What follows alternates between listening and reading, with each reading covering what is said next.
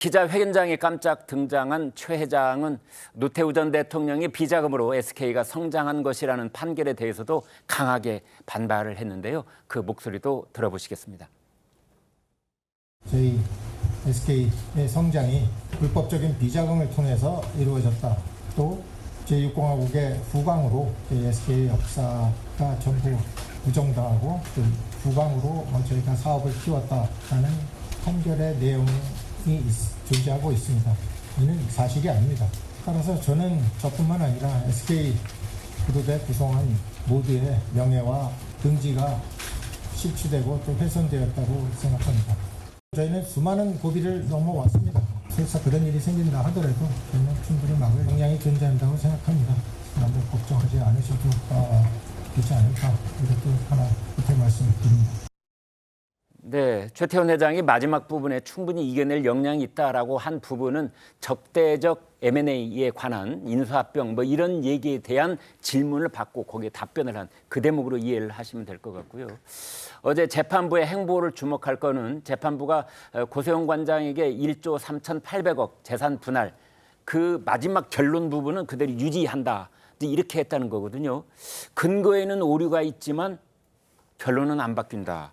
자, 이경민 변호사, 이걸 어떻게 봐야 됩니까? 네, 판결 경정이라는 게 정말로 아까 전에 말씀하셨던 것처럼 단순 오기 차고, 그러니까 네. 판사들도 사람이기 때문에 실수를 할 수는 있거든요. 네. 물론 이제 항소심 재판부가 중요하고 많은 이목이 쏠려 있다라고 하지만 그런 수학적인 부분에 있어서는 잠깐의 뭐 실수 이런 부분이 있을 수가 있기 때문에 판결 경정이라는 제도를 두고 있는 것입니다. 네. 그래서 이제 이 부분에 있어서는 재판부에서도 바로 이제 경정을 하게 된 건데, 근데 그렇게 하면서도 주문의 취지는 유지를 했던 게 이 틀에 있어서는 크게 이제 변동사항이 없다. 최태원 회장이 어쨌든 재산 분할하는 데 부분에 있어서 크게 기여를 했던 부분이 맞다. 그 부분에 대해서는 변동사항이 없다라고 지금 하고 있는 거고, 그리고 이제 어쨌든 지금 이 근거에서 이제 여러 가지 이야기를 하고 있겠지만 노 전 대통령의 이런 불법 자금이 흘러 들어왔다는 부분도 항소심에서는 다루고 있거든요. 네. 그래서 그 부분도 이제 큰 틀에서는 어쨌든 SK가 성장하는 데 있어서 밑바탕이 된 부분은 맞다라고 지금 항소심 판결문을 이제 보고 있기 때문에 그 부분까지 고려를 하게 되면 이 하나의 수리적인 오류가 있다라고 해서 이 판결의 전체적인 취지가 깨진다 그렇게 보지는 않았었던 거고, 그래서 항소심에서도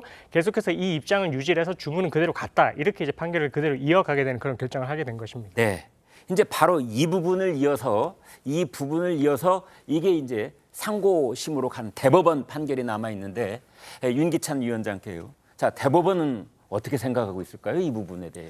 기본적으로 대법원 이제 상고심이라는 것은 이제 법률적으로 잘못 법률 적용했다거나 네. 법률을 잘못 세웠다. 네. 이럴 경우에만 파기환송 사유가 돼요. 네. 물론 저희가 체증법칙 위반이라고 해서 사실 오인을 체증법칙 위반으로 이렇게 둔갑시켜가지고 하는 경우도 많은데 네. 가사 사건의 경우는 거의 상고심에서 파기환송되는 경우가 많지 않아요. 그렇군요. 특히 재산분할도 마찬가지입니다. 예를 들어서 분할 대상 재산을 산정하는 기준 시점을 변론 종료 시가 아니고 딴 쪽으로 했다. 뭐 이런 것들은 파기환송 사유가 되는데 네. 사실 인정이죠. 기여율 35%.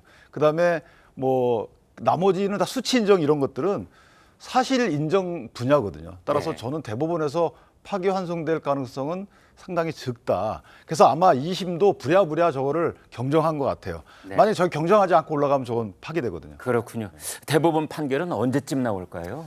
원래대로 하면 이런 이제 그 가사 사건의 경우에는 특히 파기환송의 사유가 적은 경우, 네. 그러니까 공통의 대법원 연구관들이 본인들이 이제 이걸 다 연구합니다. 네. 하고 나서 만약에 이게 문제가 있다, 그러면 이제 그 다시 올려가지고 요건 좀 들여다볼 만합니다. 그러면 해당 대법관의 전속 연구관이 또 검토를 해요. 네. 근데 어디까지 갈지는 모르겠지만, 근데 아마 이게 뭐 세간에 큰 관심 있는 사건이기 때문에 네. 대법관이 들여다보는 시간이 좀 길지 않을까요? 그래서 길지 않을 것이다. 두 단계는 통과해가지고 예. 아마 상당히 오랫동안 들여다보지 않을까. 아, 오랫동안 오히려? 심지어는 뭐 전환합의체로 갈 수도 있죠. 오랫동안이면 몇 년이 걸린다 이런 뜻입니까? 글쎄 그렇게까지는 뭐 갈 수 있는 사안은 아닌 걸로 보입니다. 알겠습니다.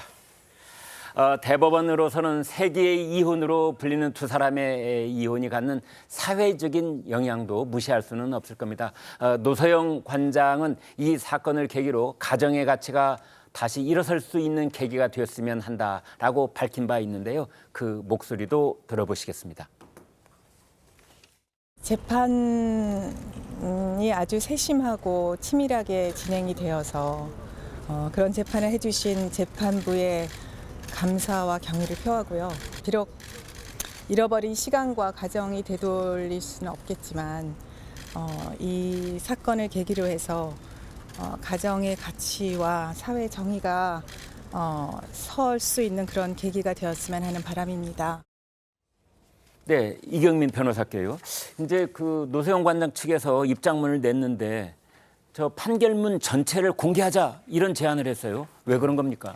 일단은 그 지금 이게 최태원 회장도 이례적으로 나와서 이렇게 입장을 밝히다 보니까 어쨌든 이런 부분에 있어서는 조금 이제 뭐 여론도 이제 조금 이 영향을 사법부가 받게끔 하는 그런 의도도 조금 있다고 보여지긴 하거든요. 네. 그래서 그런 부분에 이제 연장선상에서 노관장 측에서도 그러면은 판결문까지 공개를 하고 다시 한번 판단을 받아보자.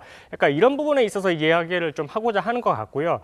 어쨌든 지금 노관장 측에서 이야기를 하는 건 SK CNC의 주식 가치가 급등하게 된 것은 최태원 회장의 기여가 있었던 게 맞고 그 부분에 있어서는 재산분할 대상으로 봐서 노관장 측이 이렇게 재산분할 받아가는 게 맞다. 이 주장을 계속해서 유지를 하고 있는 것이라서 어쨌든 그 부분에 있어서는 판결문이 뭐 정당하게 판결이 된 것 같다. 이렇게 조금 주장을 해서 이제 공개까지 해보자. 이런 입장까지 나오게 된 것 같습니다. 그렇군요. 판결문을 이제 다 공개를 하면은 특히 최태원 회장과 노세영 관장 이 부부 사이에 관한 언급도 많이 거기 포함이 되어 있는 걸로 알려졌는데 이제 그 부분까지도 나올 가능성이 있습니다만 최태원 회장 쪽에서는 선뜻 거기 응하지는 않을 것 같습니다.